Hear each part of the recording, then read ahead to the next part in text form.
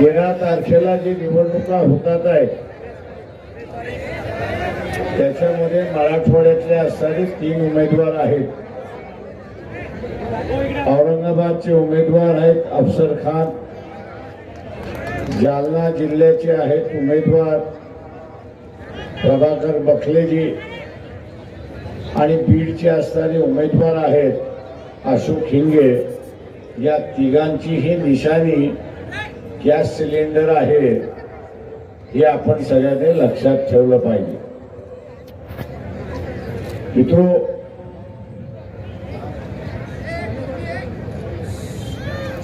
या निवडणुकीमध्ये आपण असताना पाहिलंय उमेदवार काँग्रेस शिवसेनेचा असेल किंवा भारतीय जनता पक्ष शरद पवार, भारतीय जनता पक्ष अजित पवार आणि एकनाथ शिंदे यांच्या उमेदवार आपण बघितले तर एकाच समाजाचा आहे. औरंगाबाद मधला त्याचा असणारा फरक आहे एवढीच असणारी परिस्थिती आहे. हे नुसते एका समाजाचे नाही तर हे नात्या गोत्याचे आहेत हे आपण असताना लक्षात घ्या. हे सगळे मराठा समाजाचे आहेत पण तेही श्रीमंत मराठा समाजाचे. जरांगे पाटील यांनी उभा केलेला जो मराठा समाजातला वर्ग आहे त्याच्यामधला एकही उमेदवार दिलेला नाही. सत्ता ही मराठा समाजाच्या नावाने पण प्रत्यक्षात ही असणारी सत्ता घराणेशाहीच्या हातामध्ये ही आपण लक्षात घ्या. ही घराणेशाहीच्या हातामध्ये आहे आणि म्हणून मराठवाड्याचा विकास झाला नाही. आपण बोलतो की मराठवाड्याचा विकास झाला पाहिजे. रेल्वेसाठी इथे लढा द्यावा लागला मीटर गेज पासून ब्रॉड गेज करायला, पण ब्रॉड गेज झाली पण ब्रॉड गेज सुद्धा सिंगल लाईन झाली की डबल लाईन अजून झाली नाही अशी असणारी परिस्थिती आहे. डबल लाईन कदाचित झाली असती तर मराठवाड्यामध्ये येण्या जाण्याचा वेळ जो आहे तो अर्धा कमी झाला असता अशी परिस्थिती आहे. आणि वेळ वाचतो म्हटल्यानंतर उद्योग सुद्धा आले असते अशी परिस्थिती आहे. मध्यंतरी आपण बघत असाल की औरंगाबाद हे विकसित होते असं वाटलं. वेगवेगळ्या कंपन्या यायला लागल्या, त्याच्यातल्या फक्त असताना 4-5 कंपन्या टिकल्या, उरलेल्या कंपन्या भूर झाल्या अशी परिस्थिती आहे. आणि त्याचं कारण आहे की ज्या काही सोयी सवलती दिल्या पाहिजे महाराष्ट्र शासनाने दिल्या नाही.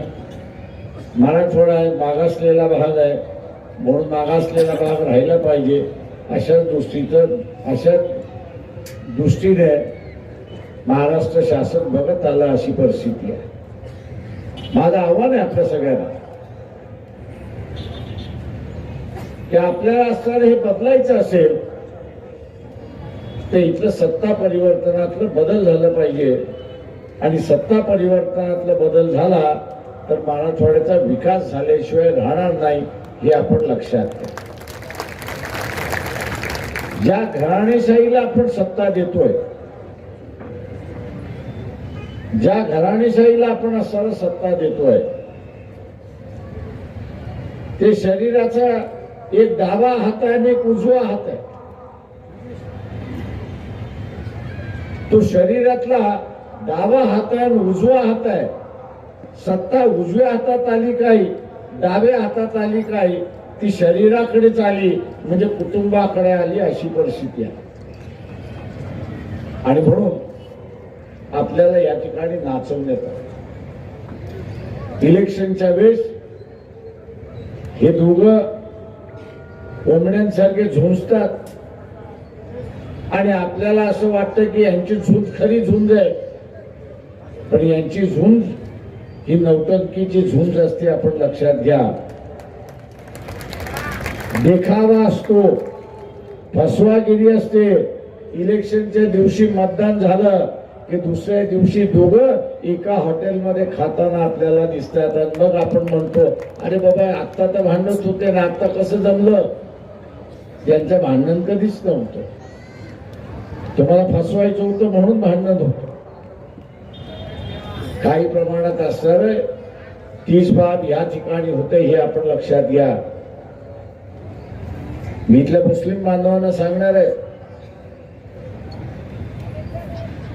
की मुस्लिम मतावरती तुम्ही असणारा सीट जिंकू शकत नाही अशी परिस्थिती आहे. चंद्रपूरमध्ये काँग्रेस पक्षाची असणारी उमेदवार मिसेस धानोरकर यांनी स्टेटमेंट केलं. जिंकणारी बाई होती असं मी त्या ठिकाणी मानतो. तिने स्टेटमेंट असं केलं की जिल्हा परिषदेची सत्ता, आमदारकीची सत्ता आणि खासदारकीची सत्ता ही कुणबी समाजातच असली पाहिजे. तिने स्टेटमेंट काय केलं, जिल्हा परिषदेची सत्ता, नगरपालिकेची सत्ता, आमदारकीची सत्ता, खासदारकीची सत्ता ही कुणबी समाजातच राहिली पाहिजे. चंद्रपूर मधल्या मतदारांनी सांगितलं आता तुला आम्ही बघतो, आम्ही तुला बघतो. आणि आता चंद्रपूर मधल्या ही सीट तिसऱ्या क्रमांकावरती गेले असे मला लोक त्या ठिकाणी म्हणत होते की फक्त कुणब्यांना मतदान पाहिजे असेल तर कुणब्यांनीच मतदान करावं, आम्ही कुणब्यांच्या विरोधात मतदान करणार, ही भूमिका त्या ठिकाणी झाली. एका समाजावरती इलेक्शन जिंकता येत नाही. तुम्हाला सर्व समावेशक व्हावं लागेल आणि सर्व समावेशक झाल्यानंतरच निवडणुका या ठिकाणी जिंकता येतील अशी परिस्थिती आहे. आज या औरंगाबाद मध्ये चर्चा आहे की वंचित बहुजन आघाडीने एक मुस्लिम उमेदवार दिला.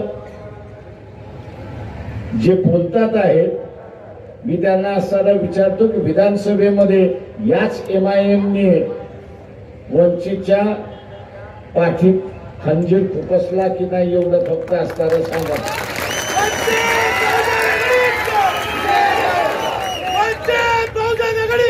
फक्त मुस्लिम मतांवरती असणारा MIM-चा उमेदवार जिंकून आला नाही, ते MIM-चा उमेदवार जिंकून आला इथल्या OBCच्या मतावरती जिंकून आला, हे एवढं लक्षात घ्या. मुस्लिम कार्यकर्ता मुसलमानाच्या विरोधात भूमिका घेत नाही. मुस्लिम समाज पाठीमागे राहिलाय त्याचं एकमेव कारण की त्याच्या समाजातला वाईट माणूस मुस्लिम कार्यकर्ता वाईट असला तरी त्याच्या विरोधात तो भूमिका घेत नाही आणि त्याला सांगत नाही की तू असताना चुकलेला आहेस.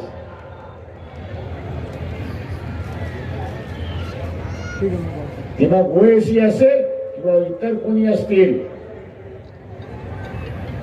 युती केल्यानंतर युतीचा धर्म हा निभावावा लागतो.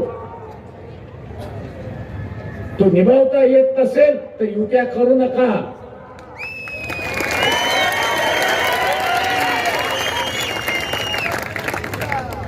युत्या करता येत नसेल आणि धर्म निभावता येत नसेल तर युत्या करू नका. मुस्लिम बांधवांना माझं असं आव्हान आहे की हिंदू समाजामधला जो सेक्युलर मिजाज आहे त्यांनी आपल्या समाजाच्या विरोधात जाऊन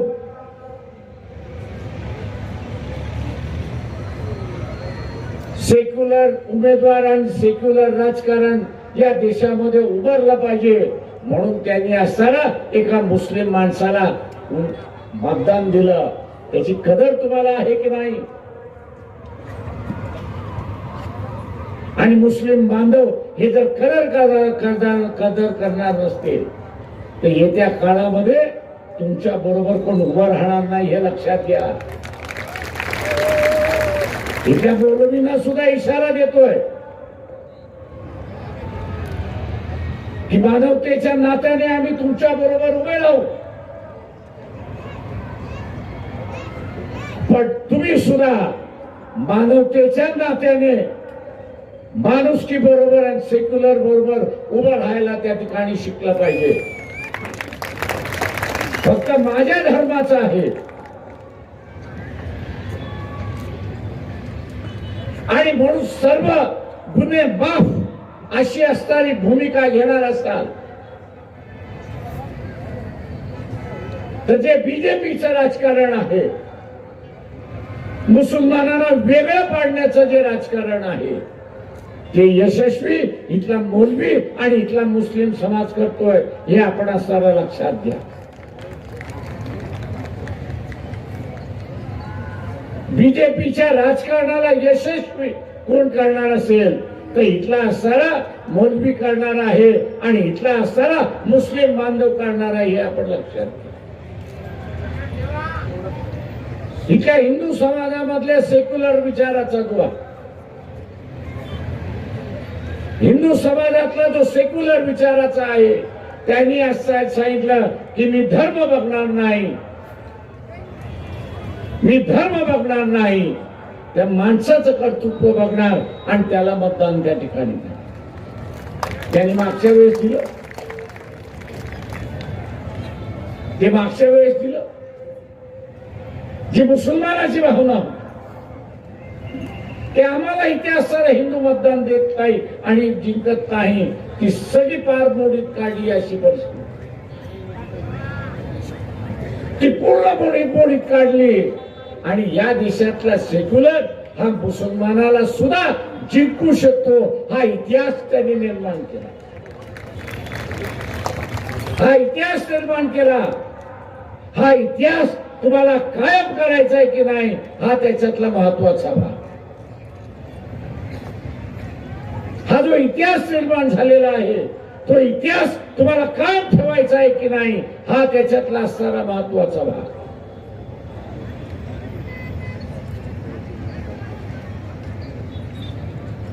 कालच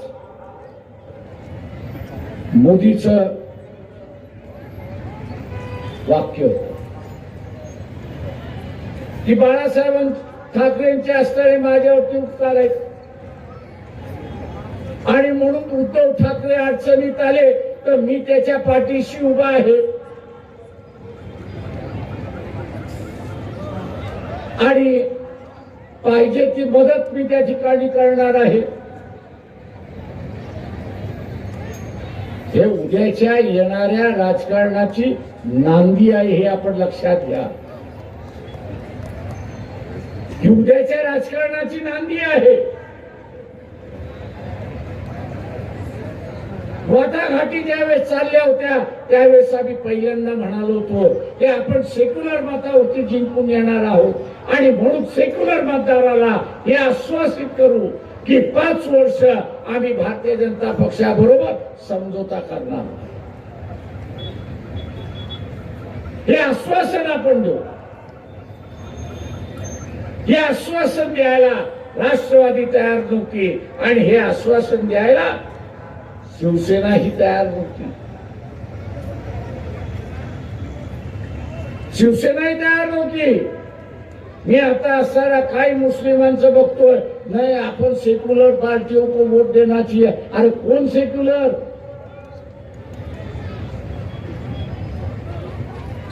कोण सेक्युलर? 25 वर्ष शिवसेनेचा उमेदवार हा भारतीय जनता पक्षाबरोबर होता.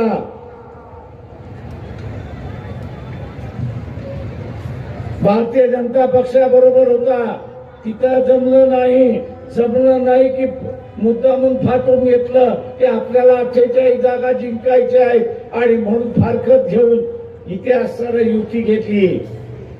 आम्हाला शंका होती म्हणून आम्ही म्हणालो की बाबा सेक्युलर मतदाराला आश्वासन देऊ की 5 वर्ष आम्ही त्या ठिकाणी जाणार नाही, बीजेपी बरोबर जाणार नाही.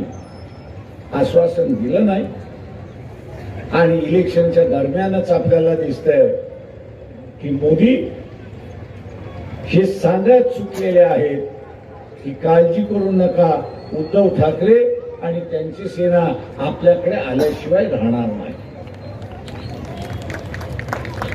आल्याशिवाय राहणार नाही. हे संकेत आहेत, ही दिशा आहे.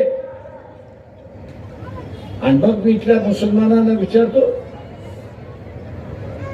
किस जबान से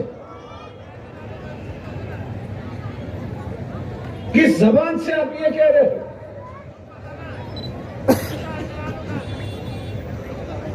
कि शिवसेना जो है ये सेक्युलर हो गई, सेक्युलर मिजाज का दिमाग हो गया. कांग्रेस ने एक वॉशिंग मशीन का एडवर्टाइजमेंट दिया और कहा है कि मोदी जी वॉशिंग पाउडर डाल के उनको धुलाते हैं और उनका दाग जो है, दामन का दाग जो है वो निकल जाता है. मैं इन मुसलमानों से पूछना चाहता हूं कि कांग्रेस ने ऐसी कौन सी मशीन निकाली है, कांग्रेस ने ऐसी कौन सी मशीन निकाली है कि जिसमें उसको अंदर डालो और धार्मिक आदमी जो है वो सेक्युलर बन जाता है, पूरी विचारधारा उसकी बदल जाती. मुखौटा तो हर वक्त कोई बदलता रहता है, लेकिन मुखौटे के पीछे जो असली तस्वीर है वो ही सामने लेने की चलिए. ये मुखौटा जो है ये दिखावा. अगर मुस्लिम समाज यहां पे चूक गए, अगर मुस्लिम समाज यहां पे चूक गया तो मान लो दोबारा ये मौका आपको मिलेगा. ये बात मैं नहीं कह रहा हूं, इस देश की जो अर्थ मंत्री है निर्मला सीतारामन,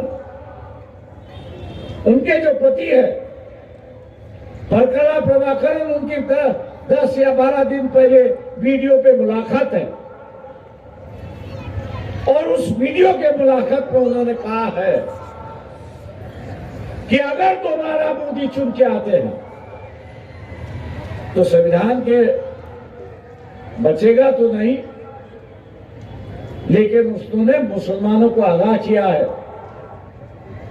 ईसाइयों को उन्होंने आगाह किया है और ये कहा है कि अगर बीजेपी और मोदी दोबारा सत्ता पर आते हैं तो मुख्यमंत्री के वक्त में जो गोधरा में हुआ, मुख्यमंत्री के वक्त जो गोधरा में हुआ और प्राइम मिनिस्टर होते हुए जो मणिपुर में हुआ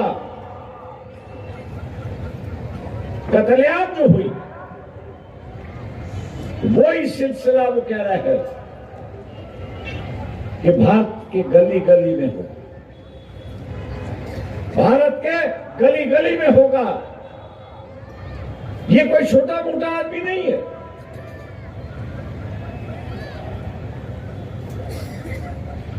जिसके बीवी के हाथ में इस देश की पूरी तिजोरी है और उसके सही के बिना, सिग्नेचर के बिना या कुछ हिलता नहीं है, ऐसे व्यक्ति आपको आगाह करना है.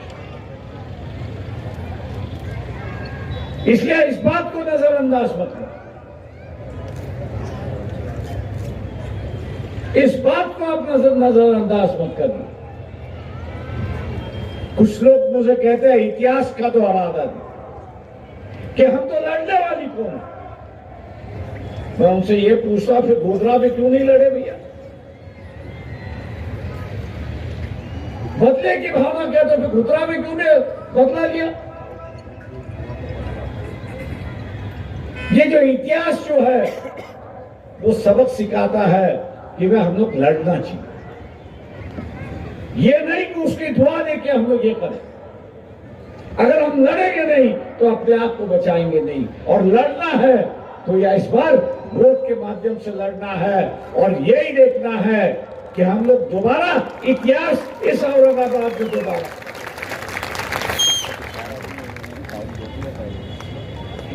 जैसे मैंने पहले वक्ताओं ने यहां पर कहा कि जो वंचित बहुजन अघाड़ी के साथ में जो मतदार है, वंचित बहुजन अघाड़ी के साथ में जो मतदार है, वो मतदार आज भी अफसर के साथ में, आज भी अफसर के साथ में। और मैं मुसलमानों से पूछता हूं, आप हारने वाले के साथ जुड़ोगे या जीतने वालों के साथ जुड़ोगे?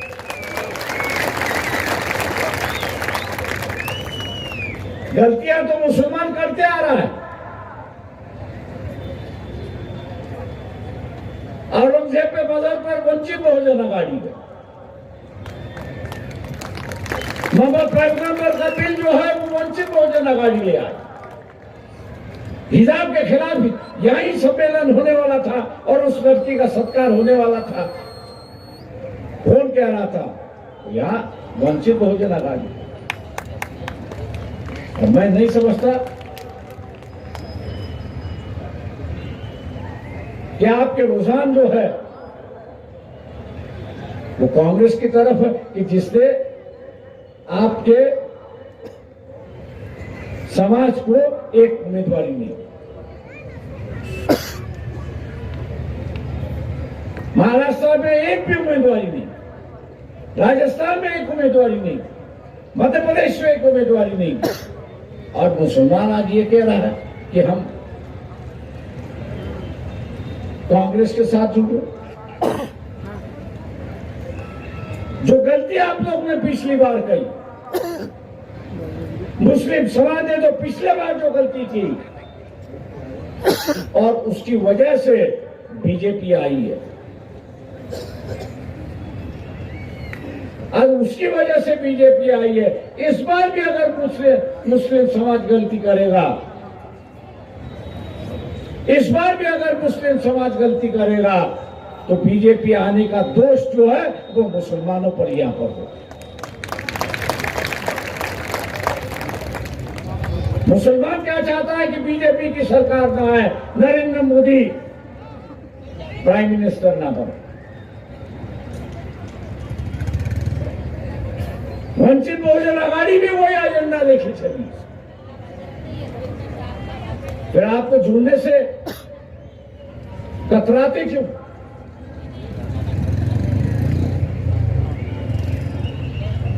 आप जोड़ने से कतराते क्यों? आपका मजहब तो ये सिखाता है कि जिस पर जुल्म हो रहा है, अत्याचार हो रहा है, उसको साथ दो, उसके साथ हो, तो अल्लाह आपको दुआ दे। यहां मालियों को टिकट नहीं है, धनगरों को टिकट नहीं दिया, और किसी समाज को नहीं दिया। और अत्याचार जो होता है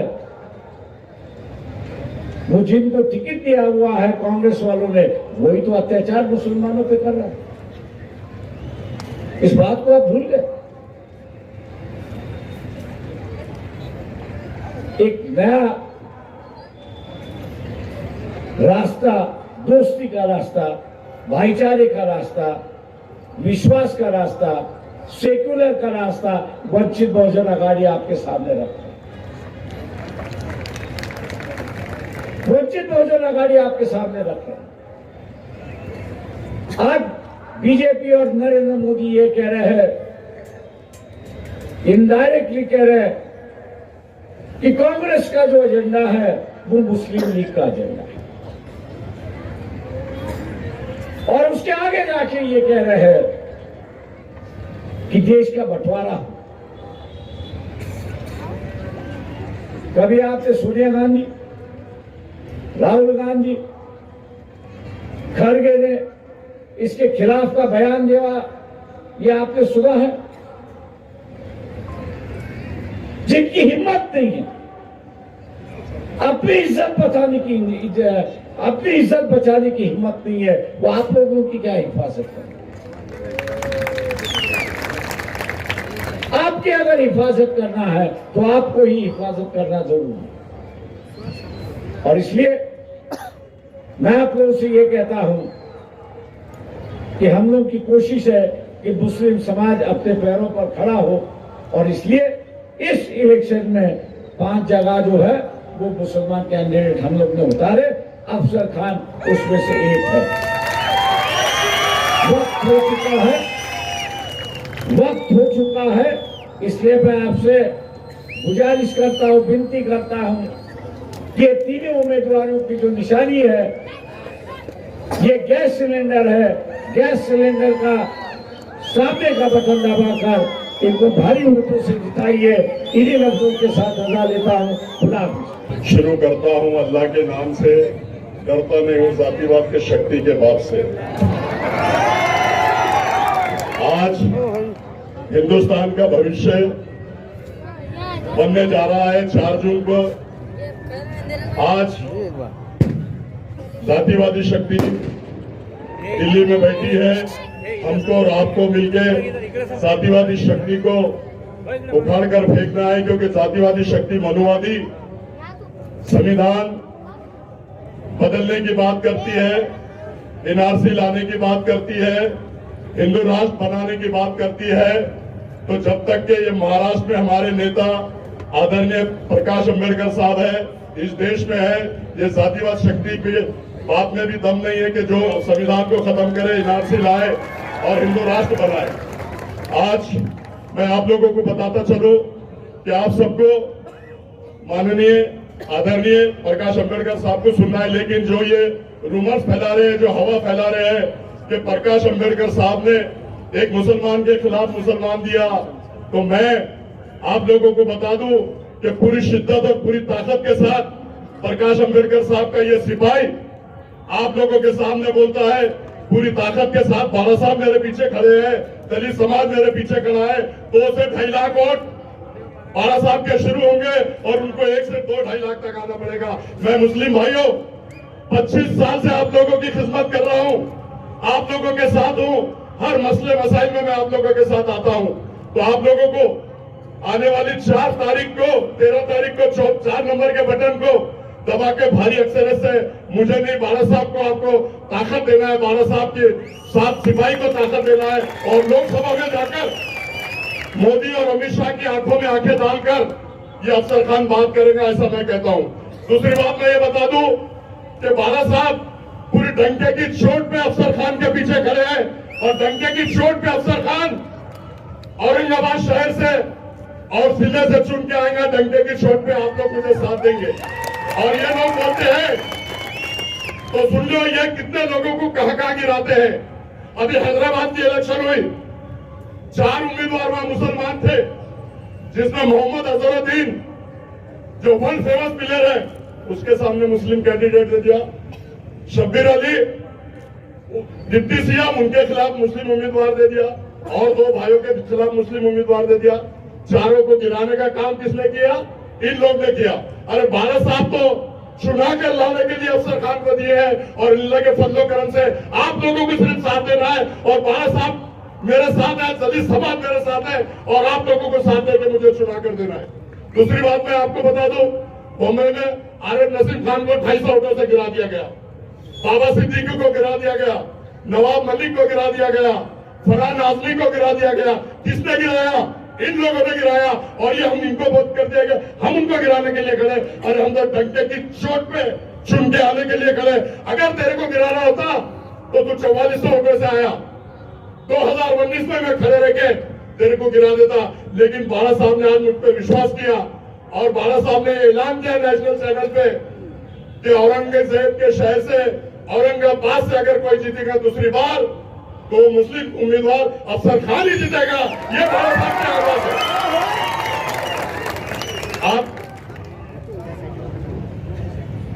आज आप लोगों के सामने जैसे 2 बार उन लोगों ने झोली फैलाया और आप लोगों ने उनकी झोली भर दिया, तो आने वाली 13 तारीख को आप लोगों को गैस के बटन पे दबाकर इतनी जोर से बटन दबाओ कि ये बच्चा लोकसभा में जाए और जातिवादी शक्ति को उखाड़ कर फेंके।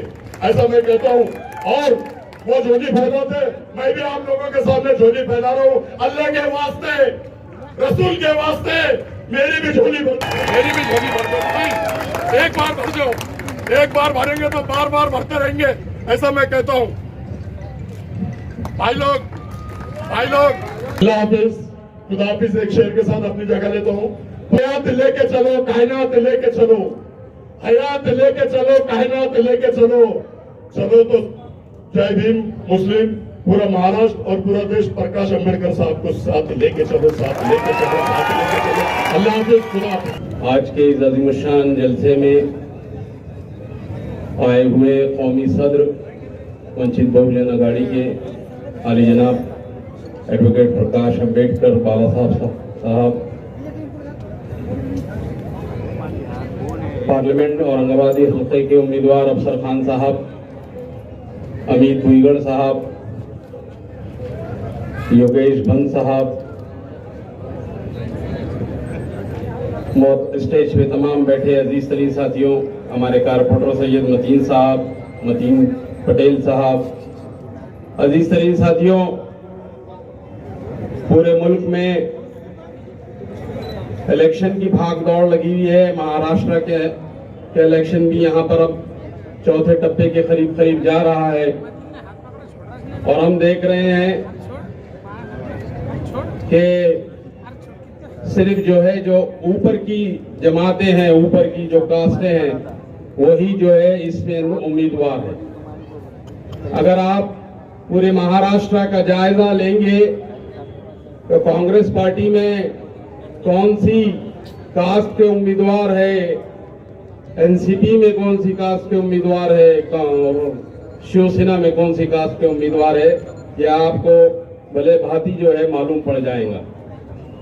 लेकिन आप अगर बारीकी से इसको जायजा लेंगे तो आपको वंचित बहुजन अघाड़ी की जो सोशल इंजीनियरिंग है, जो दबे कुचले तबकों को जो है ऊपर उठाने की कोशिश है, ऐसे उम्मीदवार आपको नजर आएंगे। माइनॉरिटी के सबसे ज्यादा उम्मीदवार यानी मुसलमान सबसे ज्यादा उम्मीदवार आपको नजर आएंगे। वो जो दमखम भरते हैं कि मुसलमान वोट हमारे हैं, वो दमखम उनका पानी पानी इसलिए हो जाता है कि जब इलेक्शन आते हैं तो लड़ने के लिए उनके पास मुसलमान नहीं होते हैं, वोट देने के लिए बराबर उनके पास मुसलमान हाजिर होते हैं। यही तरीका वो हमारे अंबेडकरी समाज के साथ भी इस्तेमाल करना चाहते हैं। अभी आप देख रहे हैं, मैं जायजा ले रहा हूं औरंगाबाद का, वो फिरका परस्त उम्मीदवार, उसकी हिम्मत करती हुई कि हमारी बस्तियों के चक्कर मारे। हम कैसा उनको हमारे पास जगह दे रहे हैं। 19 का इलेक्शन भी मुझे अच्छी तरीके से याद है।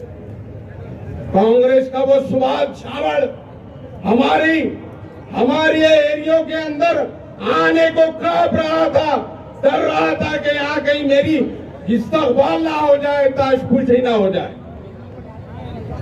लेकिन आज सूरत हाल बदल गई है।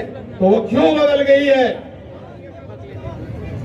इस बात को सोचने की जरूरत है और उस चेहरे को सामने रखने की जरूरत है जिस चेहरे का नाम बाबा साहब अम्बेडकर है। मैं बात ताली बजाने की भी नहीं कर रहा हूं आपको।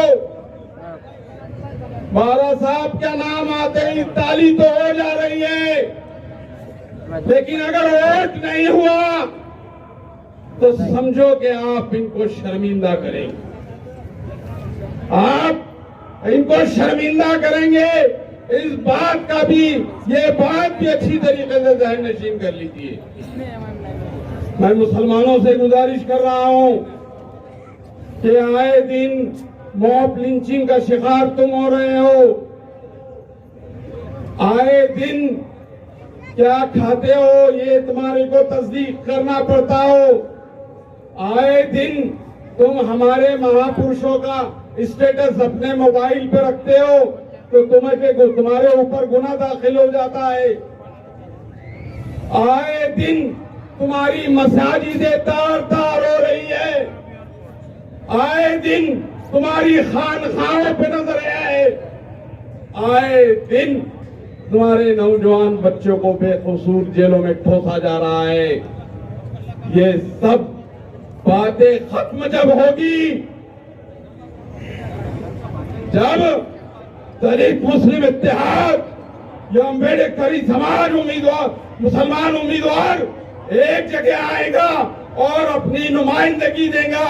इस औरंगाबाद शहर ने वो कारनामा करके बताया। अजीज तरीन साथियों, क्या 19 में हमने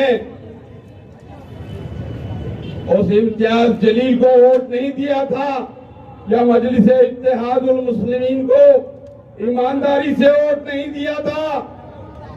मुझे वो ब्रिज वाली का वाकया आज भी अच्छी तरीके से याद है।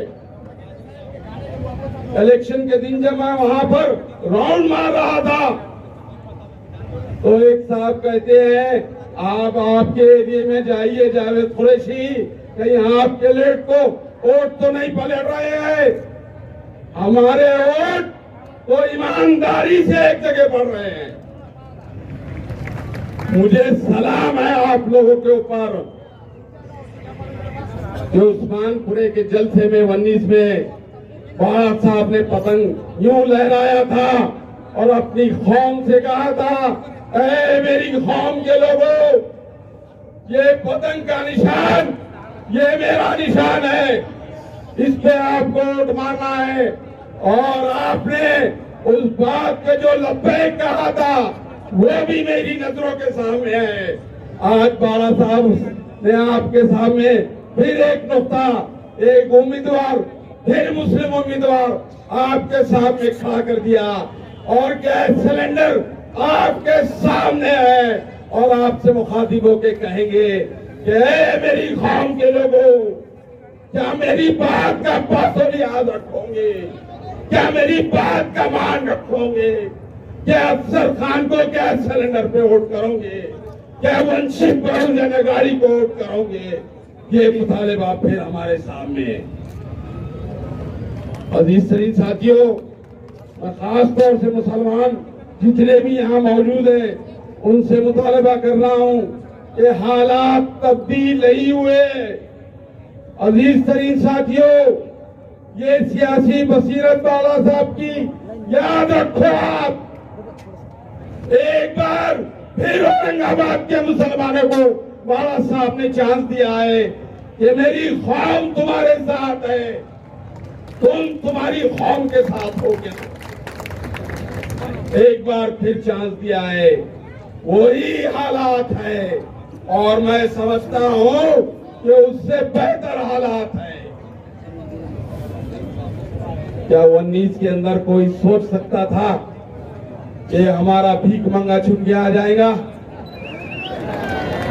कोई सोच सकता था? मैं खुद नहीं सोच सकता था। मैंने इसके खिलाफ में बातें की कि कुछ भी हो जाए हमारे पास नंबर नहीं है, हम छूट के नहीं आते, भीख मंगे सुन ले। लेकिन मैं गलत साबित हो गया, 100% गलत साबित हो गया। और जब मैंने आप लोगों के बीच में वोट डालने का वो नजारा देखा, खुदा की कसम, सलाम है आप लोगों को, सलाम है आप लोगों को, सलाम है आप लोगों को कि अपनी लीडर की आवाज पे ऐसा लब्बैक कहे आपने, ऐसा लब्बैक कहे कि औरंगाबाद की तारीख बन गई, महाराष्ट्र की तारीख बन गई कि 2 कौमों के वोटों पे एक मेंबर ऑफ पार्लियामेंट चुन के चले गए। अजीज तरीन साथियों, वही वक्त है, कोई तब्दीली नहीं है। आप सोच रहे होंगे कि तब्दीली है, जैसा पहले वोट डाले थे वैसे ही वोट डालो इंशाल्लाह। आपको जो है कामयाबी मिलेगी। और मुसलमानों, आपको आप समझ रहे हैं ना, आपको क़यादत होना, वो क़यादत फिर आपको मिलेगी अफसर खान की शक्ल। अजीज साथियों, बातें बहुत करने की है, वक्त बहुत कम है, लेकिन आने वाला वक्त ये बता रहा है कि ये शैतानी लोग जो शैतानी हरकतें कर रहे हैं, वो अगर बाज नहीं आए तो हमको मैदान में आना पड़ेगा। हम मैदान में आ चुके हैं, मैदान में बैठ चुके हैं। आने वाली 13 तारीख को हमको ये बताना है कि 4 नंबर का बटन जो गैस सिलेंडर है, जो बाबा साहब की आवाज है गैस सिलेंडर, उस पे वोट डालना है और भारी अक्सरियत से अफसर खान को कामयाब करना है। खुदा वंचित बहुजन आघाडीचा, वंचित बहुजन आघाडीचा जय भीम, जय भीम। आप तमाम लोगों को इस बात के लिए मुबारकबाद देता हूं कि इस ऐतिहासिक शहर में, इस ऐतिहासिक ग्राउंड पर आदरणीय बाला साहब अम्बेडकर आपसे मिलने के लिए आए हैं। आप तमाम के लिए जोरदार तालियां बजा दीजिए। और आप तमाम की बाला साहब से मोहब्बत ये सारी दुनिया जानती है। इसी वजह से बाला साहब के नाम से जो है तो नफरतों फैलाने वाली ताकतें थर कांपती है, क्योंकि मालूम है आपके जैसा कार्यकर्ता, आपके जैसे लोग बाला साहब के साथ खड़े हुए हैं। मैं आपके अपने शहर का हूं, मैं ज्यादा तकरीर नहीं करने वाला, क्योंकि हमको मेहमानों को सुनना है, हमको हमारे आदरणीय बाला साहब को सुनना है। हम तमाम लोग बाला साहब को सुनने के लिए आए हैं, लेकिन चंद गुजारिशात जरूर करूंगा कि आने वाली 13 तारीख को जब हम वोट देने जाए तो ये याद रखे कि हमारे हर मुद्दे के अंदर, हमारी हर तकलीफ के अंदर, हमारी हर कुड़न के अंदर हमारे कंधे से कंधा लगाकर खड़े रहने वाली शख्सियत का नाम आदरणीय बाला साहब अम्बेडकर था। ये बातें याद रखनी होगी। और इस शहर औरंगाबाद में जिस शख्स को आदरणीय बाला साहब ने नुमाइंदगी दी, अफसर खान, ये वो शख्सियत है जो इस शहर के हर मसाइल के अंदर लोगों के साथ खड़ा रहा। ये हमदर्द है इस शहर का, इस आदमी के लिए, इस शख्सियत के लिए। अगर शहर औरंगाबाद कोई खिताब अपनाना चाहता हो तो वह हमदर्द मिल्लत का हो सकता है। हमदर्द मिल्लत आली जनाब अफसर खान साहब, आने वाली 13 तारीख को इनका बटन नंबर 4 को दबाना है। क्या सिलेंडर आपकी निशानी है, इस निशानी पर वोट देना है और आदरणीय बाला साहब के साथ लोकसभा में अफसर खान को भेजना है। आज की ये सभा इसी के लिए आयोजित की गई है। मैं आप तमाम का आने के लिए शुक्रिया अदा करता हूं। मैं अपने शहर का हूं, फिर कभी गुफ्तगू करूंगा, लेकिन अभी आदरणीय बाला साहब को सुनना है, इसलिए मैं ज्यादा हाइल नहीं होगा। लेकिन आज के ऑर्गेनाइजर अली जनाब अफसर खान साहब के लिए 2 मिसरे पढ़ता हूं, अपनी जगह लेता हूं कि अगर मोहब्बत का इम्कान होता तो घर में मीर का दीवान होता, अगर ना आते तुम्हारी महफिल में सोच से बहुत नुकसान होता। वो आखिर दावाना अल्हम्दुलिल्लाह रब्बिल आलमीन। औज़ु बिल्लाहि मिनश शैतानिर रजीम, बिस्मिल्लाहिर रहमानिर रहीम। नारे तकबीर, जय भीम, जय भीम, जय भीम। स्टेज पे तशरीफ फरमा आली जनाब बाला साहब अम्बेडकर साहब, हमारे कायद। मैं आपको एक बात बता दूं, मैं बाला साहब अम्बेडकर साहब की एक बात से प्रभावित हुई। जब नबी करीम सल्लल्लाहु अलैहि वसल्लम की शान में गुस्ताखी हुई थी तो बाला साहब ने एक बिल प्रस्ताव मंजूर लाए थे कि जो भी नबी करीम सल्लल्लाहु अलैहि वसल्लम की शान में गुस्ताखी करेगा उसको 3 साल की सजा होना चाहिए। मैं इस बात से मुतासिर हूँ, इसलिए मैं आज वंचित बहुजन आघाड़ी में प्रवेश कर रहा हूँ। और एक आखिरी बात, 1-2 मिनट की बात, मेरी बात सुन लीजिए भाई, आप ही से सुना रहा हूँ। जब मैं MIM के अंदर था, मैंने पिछले खासदार के इलेक्शन में बुटीलन में एक सभा करा था। बुटीलन में पिछले खासदार के खिलाफ 2 अल्फाज बोला था। उन्होंने इमीडिएट उस वक्त CM फडणवीस साहब को फोन करके सुबह मुझे अरेस्ट करा दिया, 14 महीने मुझे जेल में रखा और आमदार के इलेक्शन तक मुझे बाहर नहीं आने दिया। और मैं चैलेंज करता हूँ इस सभा से, आज आप मुझे अंदर डाल के बताओ, क्योंकि संविधान यहाँ बैठा है। आज मुझे अंदर डाल के बताओ, क्योंकि संविधान यहाँ बैठा है, बाबा साहब यहाँ बैठे हैं। आज अंदर डाल के बताओ कितनी मार है जरी तो। और रही बात अफसर खान की बात, मैं जब सभागृह के अंदर मैं जब मुद्दे उठाता था तो कोई भाई का लाल मेरे साथ नहीं था, वो सिर्फ अफसर खान था। अफसर खान ने मुझे सपोर्ट किया और हमेशा सपोर्ट करते रहे। और एक बात बता दूं, मैं 14 महीने जेल में था तो मेरी माँ दारुसलाम हैदराबाद गई। रमजान का महीना था, दारुसलाम के अंदर रोजे के अंदर मेरी माँ दारुसलाम के इर्द गिर्द भटक रही थी। असद अली से कांटेक्ट करने की कोशिश करी थी, मेरे बच्चे को बाहर रहो, मेरे बच्चे को बाहर रहो। ये असद अवैधी ने मेरी माँ को धुतकार के हकार दिया, मेरे भाई मेरी माँ को धुतकार के हकार दिया।